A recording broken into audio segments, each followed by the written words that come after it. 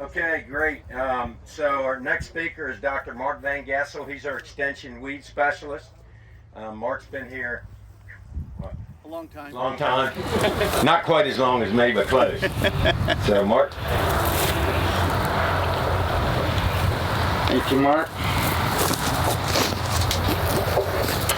All right.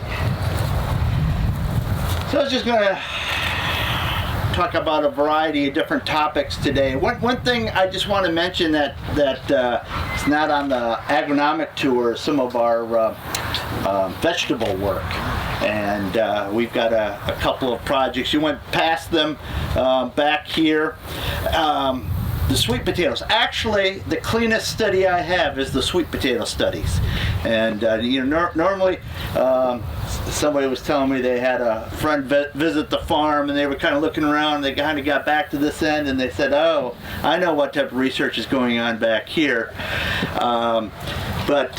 Yeah, if we don't have a few weeds, it's hard to evaluate. But if you really look, there are a lot of good, clean plots out here. It just happens that our plots are relatively small, and they get swallowed up by the plot that next to them that doesn't get very good control. Well, I'll get into that a little bit later. But I just wanted to mention some of the things. We do a lot of herbicide testing. A lot of the work that we do, particularly on the vegetable side, is often very, very preliminary, and we work very closely with the IR4 program there to help get herbicides labeled for specialty crops. And that's why we have the sweet potato trial up there, and the snaps and the lima bean trial that's being swallowed up by the pigweed as well. But with that, I'm going to kind of focus now on some of the field crops that we've got. Anybody know what weed this is? You kind of chuckle, but if you look at the information coming out of the Midwest, a lot of times you hear a lot about volunteer corn as a weed. It's one of their biggest weed problems. And I don't know, in the 20 plus years I've been here, if anyone's ever asked me about control of volunteer corn. Anybody know why we don't have much volunteer corn? Geese. That's one reason. We harvest our corn before we harvest soybeans, and so it gives that chance for the corn that comes out the back to either get eaten by geese or to just germinate and die with the frost. But you get up in the upper Midwest, they harvest their soybeans first and then corn, because they can go into corn on frozen ground a lot easier.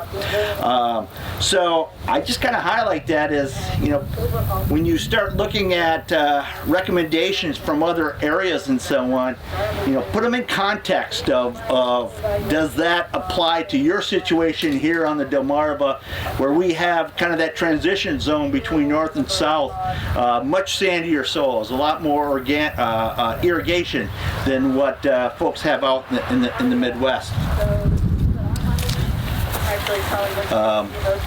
But you know which grass this is? Yeah, I always say that when people say that, they stand about 100 feet away and go, "Oh, what grass is this?" It's the one that we have out here that's just seems to kind of exploded the last few years. This is fall panicum. Really, really waxy plant. It's very upright. It has relatively long leaves that even as seedlings, these leaves are long and they droop over. But this is probably one of the most common questions I've gotten in the last couple of years is control of fall panicum. And why do we have so much more fall panicum goes along with that. I think for a couple of reasons. One is fall panicum is not as well controlled with some of our pre-emergence herbicides like Dual and Acetochlor. They just don't seem to last long enough, and we get later germination of fall panicum. The other thing is that we rely on glyphosate a lot for our grass control in corn and soybeans. And if you look at the label for Roundup or glyphosate for control of fall panicum, it says its maximum height at our normal use rate is about 3 inches. Whereas crabgrass, giant foxtail, Johnson grass, their height is 10 inches or taller. So it just tells us that fall panicum isn't nearly as sensitive to glyphosate as a lot of the other grasses are. I am not aware of anyone that's talked about or has reported resistance with fall panicum. It's strictly a matter that glyphosate just isn't as effective on it. So early applications, while this fall panicum is small. Another issue is antagonism that we see. A lot of times, I recommend, on our soybeans, particularly where we have palmer, we use glyphosate and Liberty. That combination on most things works pretty well. But we seem to get an antagonism when we go with that combination, with that Liberty being a very fast-acting herbicide, causing a reduction in the amount of control that we get out of Roundup. And when you couple that with the fact that Roundup isn't really good on fall panicum, we start to get a lot of escapes. Roundup can, with some of the Enlist soybeans and some with the Xtend soybeans, they can also antagonize some of the activity of Roundup on fall panicum. So all that kind of adds to why we're seeing more and more fall panicum problems. What can we use to control it? Well, from a residual standpoint, from an planting application, one of these products that has pyroxsulfone in there, so that would be like Zidua or any of the Anthem products. There's a whole slew of products out there that have that pyroxsulfone in it, and that is very effective on fall panicum. I've seen very good control with that in a number of trials over years. Postemergence, spraying it when it's small, susceptible, is the key. The post-emergence grass herbicides like Select or Clethodim, Shadow, there's any number of products out there. They're all very good on fall panicum as an option in a broadleaf crop. Those are not an option in corn, because they'll kill corn, but in broadleaf crops they're a good option. So fall panicum, something to be on the lookout for. We've got some good controls for it, but just make sure that if you've started to creep in fields, that you alter your programs early enough and not let it get away from you. Where's it thriving at? Where's it thriving at? Around your outside business where it gets sunlight. Where's it thriving in the corn? Where there's Roundup, or grounded out spots, or where the deer munch the corn off. Yep. And then that just takes the field over. Yep. So I don't know how many of you heard that, but where your crop stand is reduced is going to be a problem. Particularly along the edges. It does, a couple years ago we had a lot of rain. We had a lot of drowned out spots in those areas, and it was fall panicum that really took over those spots. But a crop canopy, a nice tight crop canopy, really important for weed control. It's one of our best tools. But anything that compromises that, deer, flooding, can all have an impact on that. It kind of leads me to the next question, or comment. You look at our plots here. This is the one first thing. We just talked about a nice tight crop canopy. What do? We plant ours in 30-inch rows. Soybeans. There is a big difference between our 30-inch rows and our 15-inch rows in terms of weed control. We'll often go with 30-inch rows because it lets us get in a little bit later in terms of what we're doing in terms of herbicide application. But as far as a strategy that's going to help produce a tight canopy, going to 15-inch rows makes a big difference. You get that canopy forming, sometimes as quickly as 2 weeks earlier than with your 30-inch rows. We've been doing a lot of worked over the last few years with cover crops for weed control. I've been doing a lot of work primarily around rye, cereal rye, planting fall planting of cereal rye, and then spring termination of it. And one of the things that really makes a big difference in terms of our weed control that we're getting out of spring rye or cereal rye is that later termination in the spring. That delaying that termination up to 2 weeks before planting or even later makes a big difference in overall weed control, regardless of when you're planting. I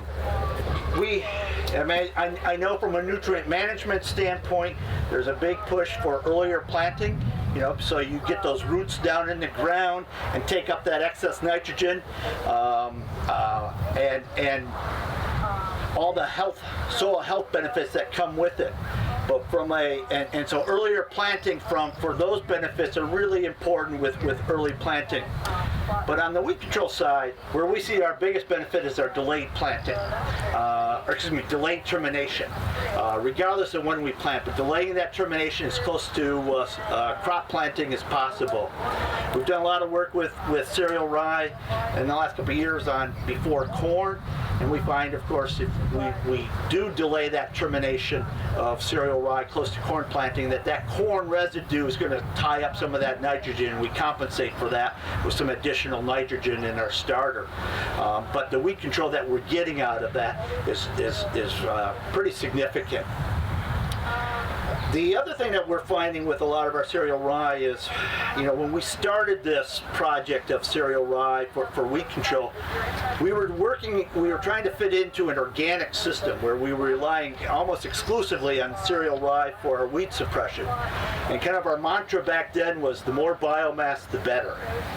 And as we transitioned from our work in organic to incorporating cereal rye with chemical weed control, we're finding that these large amounts of biomass is not necessary to get significant weed suppression.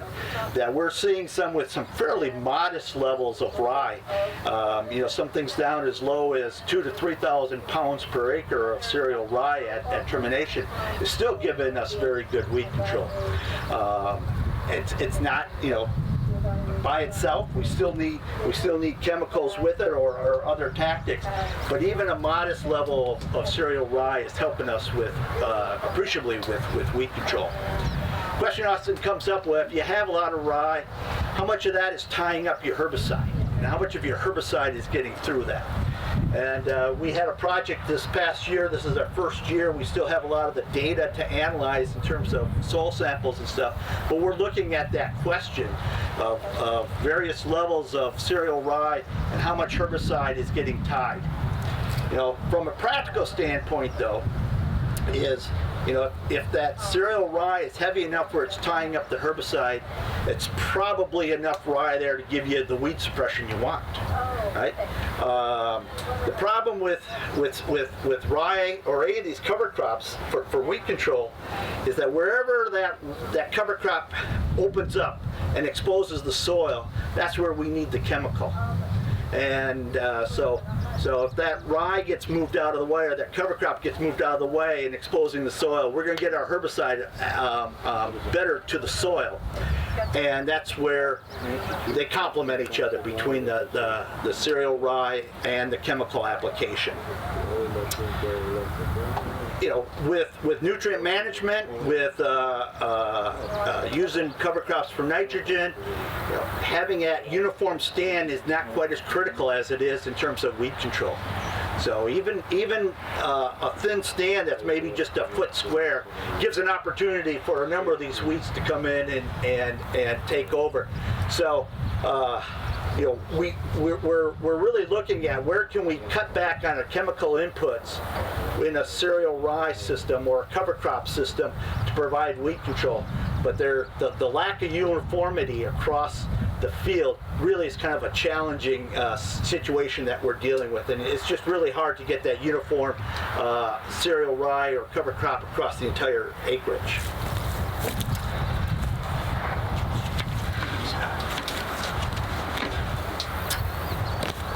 One of the couple projects that we started this year that we're working on, I don't have a lot to experience with them yet, but so looking at some of the newer technologies for weed management. We're working with the USDA and Texas A&M on remote sensing for weed identification and weed imaging, where the ultimate goal is to develop the technology to do on-the-go plant recognition at the species level. There's some technologies out there that are able to differentiate between the crop and a weed. But as far as being able to separate, a pigweed from a ragweed or morning glory from a grass, they're not there at that level yet. And that's what this project is looking at, where we're identifying using video cameras that taking thousands and thousands of pictures of different plants at different stages that we can ultimately develop on the go recognition at the species level, which then allows us to on the go modify our weed control program, particularly if it's a chemical option or so on. So not a lot, like I said, it's interesting at this point in terms of the results. There's a long ways to go, but it's just a project that my group has been involved with in the last 2 years. Another one that we're working on is harvest time weed seed control. And looking at some of these cage mills attached to combines that would kill weed seeds as it's coming through the combine. It's a process that as the grain and the chaff comes into the combine, that they separate the straw from the chaff. Chaff goes into a cage mill. Cage mill is operating in unison with usually with 2 different mills at the same time, that destroy the weed seeds, or at least does enough damage to them that they don't survive the winter. It's been some very promising results in Australia, where they've been using this for probably the last 5 years to combat Italian ryegrass in cereals. And we're looking to see how it's going to work in the U.S. situation, where we're dealing with corn and soybeans. We're harvesting them with a lot more biomass, but looking to see if we can modify that technology and make it work here in the U.S. for resistance management. We're one of about 17 locations that are testing these out. So one of those kind of stay tuned. One of the things I want to mention, we've got a couple of new technologies in terms of traits that we're evaluating. The first one here is our first year of looking at some herbicide-resistant sorghum. It actually looks a lot better once you're in the plots than it does from the tractor. But the first trial we have here is double play sorghum that's resistant to quizalofop herbicide. Quizalofop is a group 1 herbicide. It's one of those postemergence grass herbicides. This was our first year with it. If you look at this area here, this has been treated with that First Act herbicide, the quizalofop herbicide, and excellent control of fall panicum, very good control of the crabgrass, foxtail, most of the grass weeds that we have in the area. However, it does absolutely nothing for broadleaf weeds. So we need to use it in combination with a broadleaf program. One of the things that the label does not recommend is tank mixing a broadleaf herbicide with that First Act herbicide for grasses. So the recommendation at this point is going in early for broadleaf weed control, and then coming back when the sorghum is about 12, 14 inches tall with this First Act herbicide for grass control. And there's some plots out here that look very promising with that. Unfortunately, it requires a separate application to do so. The other technology that we're working with is iGrowth sorghum. And so this is sorghum that's resistant to the imidazoline herbicides, Pursuit, Raptor, Scepter for some old names that are out there. This is resistant to the version of Raptor. Does a pretty good job on many of our broadleaf weeds. And grass control is okay as long as the grasses are small. But one of the issues we've got here in the Mid-Atlantic is we have so much resistance to that chemistry. We've got a lot of our pigweeds, whether it's redwood or smooth pigweed, Palmer amaranth, are resistant to that chemistry, and we're also finding some common ragweed in this area that's resistant to that chemistry. So it's going to be a little bit limited in terms of because of the resistance we already have here in the area. And so it's, again, our first year, some promising results. We certainly need to get some more experience before we start recommending it and where it's going to have the best fit. So 2 technologies. It's not just herbicide-resistant soybeans that's in the market and coming. There's also some traits coming in the sorghum as well. With that, are there any questions, comments? Yeah, what are you going to do with this palmer you got out here? Mow it. No way to kill it. What's that? No way to kill it. No. I mean, at this point, no. It gets more than like 6 inches tall, and there's not really much you can consistently control it. If you're looking at, Palmer amaranth control, you're looking at, applying it at the right product, but more importantly at the right time, and applying it when it's small. And there's nothing that you're going to control this tall stuff with. Hey Mark, any comments on the EPA review of atrazine?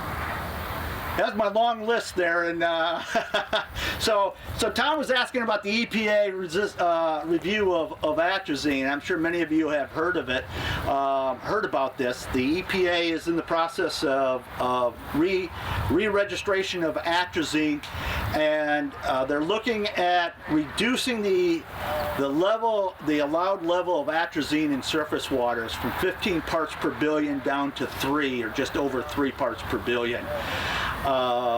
They're in that comment period, looking for comments on that. But at if that lower level is really going to severely impact where we can use atrazine and how much atrazine we can use. I have not seen, what their final proposed review is or recommendation on it, but it could have a dramatic impact on how much atrazine we're able to use. Following up on that's the re-registration process. The other thing that's happening, not only with atrazine, but with all pesticides going forward, is the incorporation of the Endangered Species Act with the labeling. And that's going to be another really big hurdle to overcome with atrazine. It's not just the impact of the chemical on the endangered species, but it's also about the habitat that an endangered species is in. So if you've got an endangered species that relies on grassy, grasses for its diet and so on, anything that's going to control the grasses is going to impact that species. And with the endangered species, I don't want to go too far into this, but one of the things about endangered species is there's no, as the law is written, there's no allowance for benefits. If it impacts the endangered species or its habitat, its use is going to be restricted. So the argument with a lot of our pesticides up to now has been like a cost benefit, and the EPA has taken that under consideration. But with endangered species, that's not something that they can consider. But the Enlist label, Enlist 1 was the first herbicide to come out with incorporation of the endangered species in its language, And you know, if anyone who looked at that this year and read the label, in order to use it, regardless of where you're at in the U.S., you had to make sure you reach some mitigation measures, and that's the type of language that's going to be on all pesticides moving forward. That you mitigate the chance of any of that pesticide leaving the field. So something to be aware of, something to be on the lookout for. EPA comment on the atrazine is open. It's going to be open up, I think, till the end of September. So anybody who wants to make comments on the EPA website allows you to make comments regarding, you know, the use and the benefits of atrazine. Would you encourage all growers that use atrazine to submit their comments? Oh yeah. Even more so as an organization, to be able to submit comments. That's a little bit, you know, that would also carry a lot of weight. We're signing on to many of the comments that are being prepared. Yeah. The main thing is we're asking is to ensure that there's a scientific review panel. To do peer review of the rationale for why they want to lower it from 15 to 3. Yeah. So anyone who's part of the organization, please lend your voice and make your comments heard. The threatened and endangered species challenge is also there's not enough personnel in that department of EPA to be able to timely get those reviews done. That's right. You know, they're down by about 50% in terms of their staff. The other thing is if there is deemed endangered species with a specific herbicide, they also have to go outside the EPA and look at Fish and Wildlife and NOAA for anything that might be water related, which are understaffed as well. Which is it's not going to be a very smooth and quick process by any means. And then the other egregious point is that here lately, during their reviews, they've been making an assumption that whatever the highest annual usage of a pesticide can be, that they make an assumption that that rate is used on every planted acre of that crop in the country. Yeah. When you're doing the endangered species. And that's just not the reality. I mean, a farmer is not going to make 3 applications of the same application. Right. Yeah. I mean, that's been kind of the default that they've been using in their models for years. That's been the case. USDA has been doing surveys on pesticide use that might provide better information. They default back to maximum labeled amounts. Okay. Well, Mark's going to be up there in the grove, so when we get done, if you have any more questions, feel free. Thank you, Marco.